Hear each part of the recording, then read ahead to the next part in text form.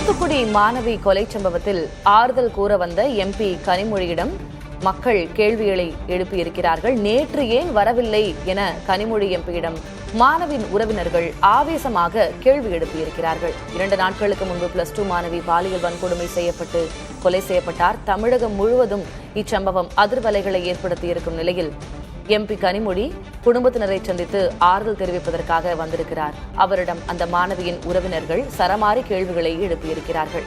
நேற்று ஏன் வரவில்லை என்று கனிமொழி எம்பியிடம் மாணவியின் உறவினர்கள் ஆவேசமாக கேள்வி எழுப்பியிருக்கிறார்கள்.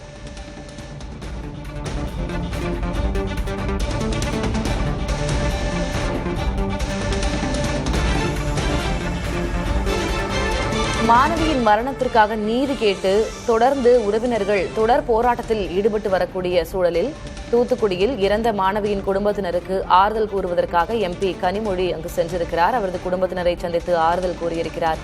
இந்நிலையில் நேற்று ஏன் வரவில்லை என்று கூறி இறந்த மாணவியின் உறவினர்கள் கனிமொழி எம்பியிடம் ஆவேசமாக கேள்வி எழுப்பியிருக்கிறார்கள்.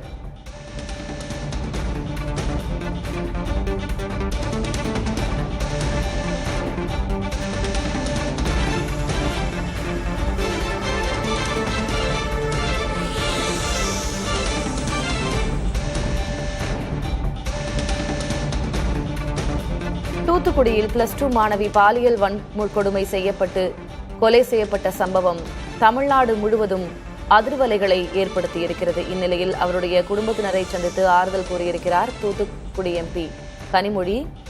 மாணவியின் உறவினர்கள் எம்பி கனிமொழியை சூழ்ந்து கொண்டு நேற்று ஏன் வரவில்லை என்று ஆவேசமாக கேள்வி எழுப்பியிருக்கிறார்கள்.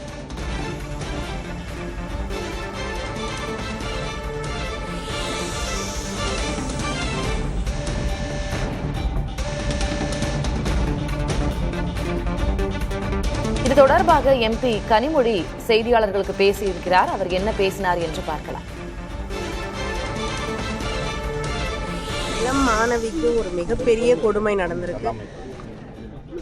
ஒரு 10 குழுக்கள் அடங்கிய தனிப்படை அமைக்கப்பட்டிருக்கு. ஏடிஎஸ்பி தலைமையில் 4 டிஎஸ்பிஸும் அந்த பணியில் அமர்த்தப்பட்டிருக்காங்க. 6 இன்ஸ்பெக்டர்ஸ் அந்த 10 பேர் டீம் அந்த 10 குழுக்களுக்கு தலைமையேற்றிருக்காங்க. அதனால் விரைவில் குற்றவாளிகளை விரைவில் கண்டுபிடிக்க வேண்டும் என்ற முனைப்போடு எல்லாரும் செயல்பட்டு இருக்காங்க.